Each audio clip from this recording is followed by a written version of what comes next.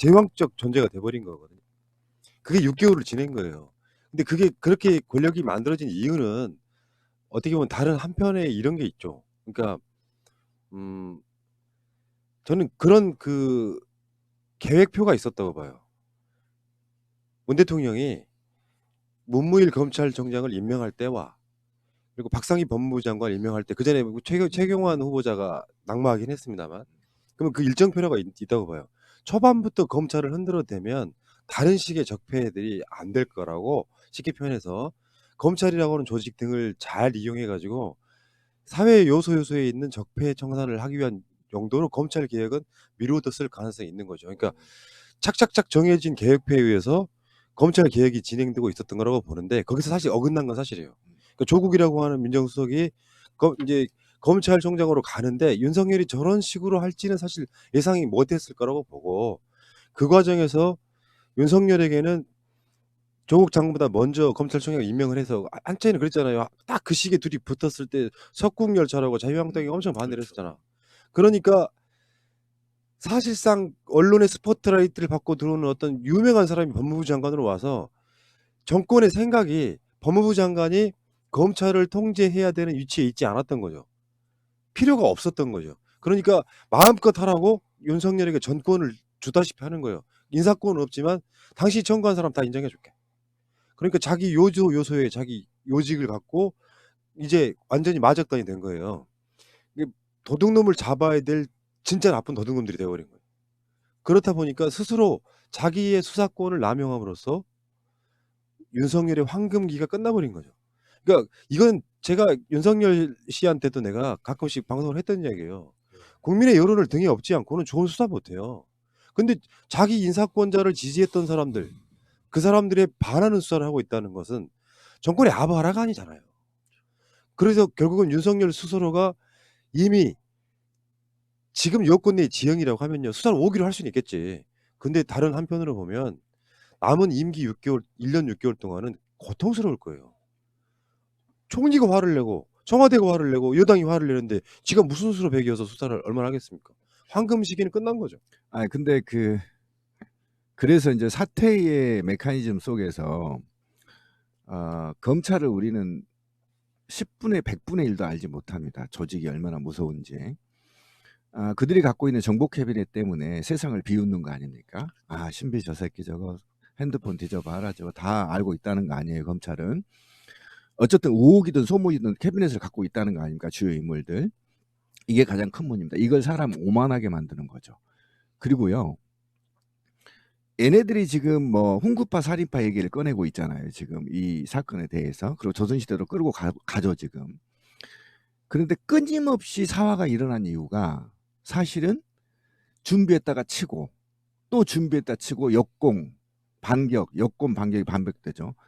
지금 가장 큰 문제는 특수부에 있었던 검사들이 캐비넷을 갖고 내려갔을 거란 말입니다, 정보를. 그러면 적절한 시기에 문재인 정부 임기 내에 적절한 시기에 한번 엎어치기를 할 가능성이 있어요. 그래서 정치검찰들을 완전히 숨을 끊어놔야 됩니다. 그래야 다시는 자기들이 선별적 수사를 통해서 현 정부나 또는 진보민주의 정치를 확대해 나가는데 자기들이 방해꾼이 되지 않고, 그다음에 국민의 인권을 자기들이 스스로 훼손하는 이런 얼처구니 없는 자기 파괴 행위를 하지 않거든요. 그래서 저는 완전하게 잘라내야 된다고 봅니다, 싹은. 그래야 공직기강이 검찰 내 기강이 다시 선다는 거예요. 근데 얼쩡쩌정 손발 잘랐다고 그냥 놔두면 언제 반격을 할지 모르거든요. 검찰 조직은요, 우리가 생각하기만큼 무서운 조직입니다. 어마어마한 조직이에요. 나는 거기에 동의하지 않소. 그러니까 이 검찰에 대한 어떤 그 두려움을 갖기 시작하면은 정치인도 일반인도 아무것도 못해. 결국엔 가장 무서운 건 국민인 거예요. 국민이라고 하는 개인은 약하지만 수백만이 모이면 사실상 누구나 다 공포심을 느끼거든요. 당해보세요. 예. 그러니까 대통령은 안 그러겠냐고. 그렇게 말씀하실 건 아니고 무슨 말이냐면은 음. 검찰을 무섭다고 계속 이야기를 하게 되면 아니 반격을 한다는 거야. 언제든지 반격할 준비를 하고 있다는 거야. 틈새가 있으면. 그걸 알겠는데 우리 주권자인 입장에서 검찰을 무섭다고 말을 하게 되면 누구도 말을 못 하게 됩니다. 우리 같은 방송들을 사람들이 좋아하는 이유가 뭔데? 그거 안 무서워. 사실 솔직히 말하면은 비리를 갖고 있는 공무원들이나 비리를 저지른 사회의 범죄자들이 무서워해야 될 대상인 게 검찰인 거지. 검찰 개혁하라고 말하는 우리가 그 사람들을 무서워할 이유는 없다는 거예요. 사실은 당사 관계자가 아니라고. 내가 말해서 예를 들면 김상균 유튜버처럼 윤석열 집 앞에 가가지고 끊임없이 협박하는 놈, 그건 범죄니까 구속하는 거야. 우리가 무슨 내가 왜 그 윤석열의 비리라고 하는 이야기를 방송 일치 안 꺼내는 줄 아세요? 거기에는 분명히 가짜일 수도 있을 거라고. 윤석열이 정치적으로 잘못하고 있는 것만 또는 검찰총장으로서 과잉 수사하는 이런 것들만 비판하면 되는 거예요. 윤석열의 비리에 대해서 우리가 정확히 알고 있는 정보가 없어. 그러니까 거기는 건드리지 않는 겁니다. 책 안 잡히려고 하는 거야. 그러니까 결국에는 검찰이라고 하는 조직이 예전에 국정원처럼 되면 안 된다는 거야. 신비님 말씀을 제가 굉장히 중요하게 말씀드리는 이유가 공포심을 가지면 절대 그걸 계획해낼 수가 없는 거예요. 추미애 장관은 안 두렵겠어요? 왜냐하면 뒤를 어떻게 캘지를 모르고 사실상 제가 법무부 장관이라고 해도 그것을 제대로 털어가지고 사회로부터 완전히 막 나쁜 사람 만드는 데는 검찰만한 좋은 권력이 없거든. 그러니까 저는 이제 이 프레임이요, 이제 굉장히 중요한 프레임인데 윤석열은 하나의 허수아비입니다. 검찰 조직이란 정치 검찰의 그룹핑, 그 엘리트주의가 자아낸 그들만의 그룹핑, 이 문화가 중요하다는 겁니다. 그러니까 모든 언론들은요, 정말 제가 이번 윤석열을 보면서도 우리는 정말 아직 멀었다는 게 뭐냐면 윤석열과 대통령과의 싸움 또는 윤석열과 총장과의 싸움으로만 이게 기사화하거든요. 이건 잘못된 겁니다. 그러니까 조직 내에 70년 동안 이어왔던 정치 검찰들의 그룹핑, 엘리트, 자기들만의 엘리트라는 그 집단과 싸우고 있거든요. 그럼 윤석열이 사퇴를 시켜도 또 제2의 윤석열이 나오고 제3의 윤석열이 나올 가능성이 있다라는 거예요. 그래서 저는 이번에 일벌백계를 해야만 그런 부장검사들이 그런 꿈을 꾸지 않는다는 거야. 그저 무리의 대장이 되고 싶어하는 그런 꿈을 꾸지 못하게 만들고 문민 통제를 통해서 검찰을 해방시키라는 거예요. 저희 권력으로부터.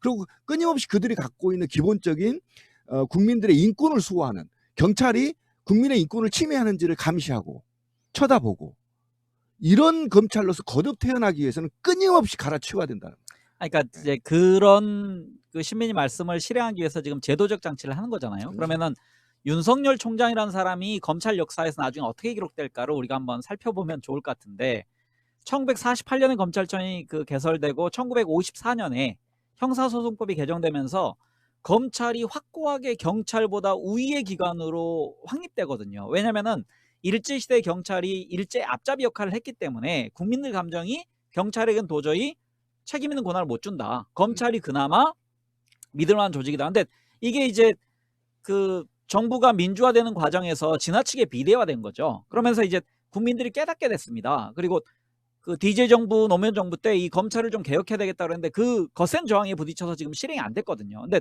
윤석열 총장 체제에서 지금 우리가 세 가지 큰 걸 얻게 됐어요. 첫 번째는 공수처 설치, 드디어 기소권을 분점하는, 그리고 두 번째는 검경 수사권 조정. 이게 1954년 이래로 경찰은 검찰의 하수인 역할밖에 못했는데 이제 그 구조가 깨집니다. 그러면은 실은 검찰은 본인들이 2,400명, 뭐 크게는 조직 10,000명이 12만 명의 거대한 조직을 통과할 수 있었는데 그 구조가 깨지는 상실감이 어마어마하게 클 거고, 세 번째는 이번에 추미애 장관, 그러니까 거기까지만 국가가 통제하려고 했다고 생각합니다. 저는 문재인 정부. 하지만 한 걸음 더 나아가게 되는 계기를 만들 수 있는 게 추미애 장관을 보냄으로써 드디어 법무부가 확고하게 검찰청보다 우위에 있는 조직이란 걸 지금 확실히 보여주는 과정이거든요. 그래서 지금까지 작년 이제 8월 달에 윤석열 총장이 취임할 때 인사권의 거의 대부분을 할애했던, 야, 너 줘봤더니 제대로 너 못하더라, 내부 계획을 못하더라, 그럼 외부에 강력한 정치적 경력을 가지고 있는 장관을 보내서 문민 통제를 확고히 하겠다, 이런 과정을 지금 보여주는 것 같거든요. 그래서 검찰 역사에서는 어마어마하게 수치스러운 총장으로 아마 나중에 기록될 겁니다. 자기들 조직에서는. 그러니까 이게 대통령도 그렇고요. 개혁이나 힘을 부리는 시기는 임기 내내 있는 게 아니에요. 레임덕이란 말이 있잖아요. 대통령만 있는 게 아니야. 그러니까 잘 생각해 보면 이게 윤석열한테 주어진 권력은 윤석열이 스스로 만든 권력이 아니잖아요. 윤석열한테 정권을 줌으로써 네가 검찰을 장악해라고 사실상 인사권을 줬던 거예요. 근데 그 인사권을 적같이 써버린 거지. 그렇게 되니까 윤석열한테 인사권을 뺏어버린 거 아니에요. 임기 2년이지만 정말로 공정하게 잘했다면 자기 그 대검이나 뭐 지검 등의 요직들은 지가 쓸 수 있을 만큼이 생겼을 거라고. 그러니까 6개월 만에 윤석열의 황금기가 끝났다라고 말하는 것은 실제로 인사권이 없는 식물 상태의 검찰총장이 된 거예요. 이 상태가 결국에는 누가 만든 거냐? 잘 원리로 올라가 보면 검찰청 앞에 모였던 300만이 만든 거야. 그래서 잘못 쓰고 있는 그 윤석열의 말도 안 되는 인사권을 원래대로 돌려놔라고 지금 이번에 사건이 벌어진 거예요. 그러니까 윤석열한테는 진짜로 식물 총장이 돼가고 있는 겁니다. 그러니까 지금 자기 수족들 좀 남아 있는 것들 부려가지고 무슨 뭐 청와대 쪽을 압수수색 하는 것도 그냥 지 오기일 뿐이지 결국은 누가 그 말을 따라요. 서울중앙지검장이나 반부패부장에 윤석열하고 전혀 상관없는 인맥도 없는 사람이 앉혀졌어요. 그럼 거기서 지가 뭘 어떻게 할 거예요? 총장이라고 하는 게 무소불위의 권력을 가진 것도 아니에요. 사실은 시스템 위에서 만들어진 거기 때문에 부당한 권력 행사하면 바로 탄핵감이야. 그러니까 서로 죽이 잘 맞았을 때는 불법적인 짓이나 월권을 해도 지들끼리 이해하고 넘어가는 거지만 파가 다른 누군가가 들어와서 있을 때는 함부로 지시도 못하는 거예요. 그러니까 우리가 그 군대를 이해할 때 사단장의 힘이 제일 세다 이런 얘기를 하잖아요. 그럼 이제 검찰로 보면은 대검 총장보다는 실은 중앙지검장이 의지만 가지면 훨씬 더 강력한 힘을 발휘할 수 있거든요. 근데 이번에 이성윤 중앙지검장이 보면은 기수로는 윤석열 총장하고 그 같습니다. 23기. 그래서 이분이 만약에 확고한 의지를 가지면 총장을 방금 푸나님 말씀하신 거 이상의 식물 총장으로 만들 수 있거든요. 근데 저는 윤석열 총장이 정무적 판단이 결여돼 있다. 그러니까 조직을 사랑하고 내 말이. 강골검사 이미지를 가졌지만 자기가 보호하려는 조직을 오히려 더 크게 망가뜨려서 검경수사권 조정에서도 자기들의 그 최소한의 요구를 반영시키는 그런 법안을 만들었어야 되는데 그런 기회를 놓쳤다고 생각하거든요. 그러니까 정부 여당은 야 검찰 하는 거 보니 참을 수가 없다. 얘는 우리가 갈 수 있는 뭐 중간에 그 단계론적인 접근이 아니고 전격적 개혁을 해야 되겠다라는 빌미를 줬다고 생각하거든요. 그래서 오히려 그 강성 이미지, 국민들의 여론을 하나로 모으게 만드는 그 응원을 검찰 개혁에 대한 응원을 그래서 실패한 총장으로 기록될 거라고 맞아요. 생각합니다. 저는 뭐 기록이 중요한 게 아니고 이게 지금 논쟁이 그게 아니라 여러분들이 지금 모르고 있는 게 있습니다. 지금 차관급하고요 1급들만 발령이 났어요. 고위직들만. 실무진들 발령 하나도 안 났어요. 부장검사들. 근데 실제로는 특수부도 부장이 수사를 해요. 지휘만 차장검사가 하는 거고. 그러니까 실무진들이 지금 얼마 정도 날지는 모르겠지만 실제로 윤석열 새끼들은 다 중앙지검에 있다고 대검에. 무슨 소리예요 지금. 그러니까 지금 차후에 이제 이후에 이 사람들 승진시키기 때문에 다시 또 이제 밑에 애들은 이제 끌어올리고 새롭게 또 검사들 채용해야 되는 거거든요. 그러니까 그런 부분에 대해서 어떻게 발령이 날지 모르겠지만 지금까지는. 그러니까 과거의 역사의 조선시대 때 보면 그 왕이 사활을 왕을 할 때 숨을 다 끊어놓지 않거든요. 일부러 견제하기 위해서. 근데 그 숨을 한두 명을 살리라는데 그들이 키워서 다시 상대편을 공격하잖아요. 상대의 숨을 다 끊질 않아. 또 한두 명 남겨놔 왕이. 그러면서 서로 견제하는 거잖아요. 근데 이 검사는 우리가 생각보다도 더 막강한 권력, 감청 권한도 갖고 있어요. 이거 무서운 조직입니다. 그리고 지금까지 수십 년 동안 쌓아있던 주요 인물들의 캐비넷이 다 있단 말입니다. 한 방 떠뜨리면요, 여론 확 실려버리면 대통령 말기 가서 한번 쓸어버리면요, 공수처가 형 권력 수사하고 있는데 공수처가 들어가서 수사 뺏어갈 수 있다고요? 국민적 정서가 못 뺏어갑니다. 박살나는 수가 있어요. 그래서 제가 볼 때는 공정성을 해치하는 이 문화, 그 다음에 선별적 수사를 할 수 있는 이 검찰의 문화를 완전히 뿌리를 뽑아버려야 된다는 거예요. 그것이 대표적으로 지금 아까 황 작가가 얘기한 역사에서 가장 치욕한 총장이 있는 거잖아요. 싹을 잘라버려야 됩니다. 발본색원 해야 돼요. 그렇지 않으면 언제든 문재인 정부를 물어뜯어요 지금. 지금도 물어뜯고 네, 있죠. 물어뜯고 그러니까 지금 있는 이제 거예요. 그 지검장 인사, 검사장급 인사가 있었기 때문에, 그러니까 인사를 검사장급부터 밑에 저 맞아요. 과장까지 네, 한꺼번에 네. 할 수 없는 겁니다. 그러니까 순차적으로 하는데. 네, 그러니까 검사장급하고 그다음에 이제 뭐 차장검사, 부장검사하고 나중에 과장검사까지 인사가 있을 거기 때문에. 근데 부장검사들가 온 지 6개월도 안 됐는데 또 발령 안 된단 말입니다. 책임감이 없기 때문에. 그런 걸 알아야 돼 공무원들이. 아니 이번엔 뭐 개혁 조치가 있기 때문에 예를 들어서 아니 그거 안 돼. 그건 룰이 있기 때문에. 그러니까 서울중앙지검장이 내 사람으로 쓰겠다 그러면 거기에 대해서 법무부가 아니 그러니까 뭐 어쨌든 그런 허가해주면 되는 거죠. 아니 그건 임기제가 아니잖아요. 그렇죠. 그러니까 야 너 여기 안 맞는 것 같아 발령될 수 있어요. 아니라니까. 기본 근무 연한이 있어 공무원은. 최소 연한이 그 안에 내면은 보복 조치라고 해서 또 반발하고 막. 아니 그래. 이미 그렇게 냈잖아요. 그러니까 수뇌부들 6개월밖에 안 된 사람들. 그러니까 검사장급도 다 날렸기 때문에 그 사람들은 네, 정리 좀 할게. 할 수 있는데 실무자들은 그렇게 날리기가 어려워. 내 말의 의미는 결국에는 지금 이 인사를 국민이 한 거라고. 그게 가장 중요한 의미를 갖는다고 보는 거예요. 문 대통령도 지금 노 대통령 때부터 갖고 왔던 검찰 개혁이 얼마나 무서운 건지를 정확히 알고 있었는데 사실 어떻게 보면 지나사는 이야기지만 문 대통령 인사 중에 가장 결과적으로는 실패한 인사가 윤석열이죠. 그러니까 임명권자의 뜻을 정확하게 이해를 하지 못하고 자기 조직만 보호하기다 결국에는 임명권자로부터 팽당하고 있는 거다. 인사권 뺏긴 검찰청이 뭐 얼마나 대단한 권력을 부리겠습니까? 저는 반대로 생각하는데. 왜요? 잘했다. 만약에 윤석열이가 없었더라면 결과적으로 문무일 같았으면 또 우리가 속았을 걸. 그러니까 결과적으로는 그런 건데 문제는 이제 아까도 그런 비슷한 논쟁이 있었는데 개혁의 주체는 대통령이나 법무부 장관이 아니고 국민이라고. 국민 입장에서 보면요. 하등에 예를 들면 조국 장관이 털리는 걸 우리가 봐서 왜 조국 장관에게 공감하고 그를 지키자고 했냐면은 사실상 다시 생각해 보면 조국 장관도 개인으로 들어가면 그냥 필부일 뿐이야.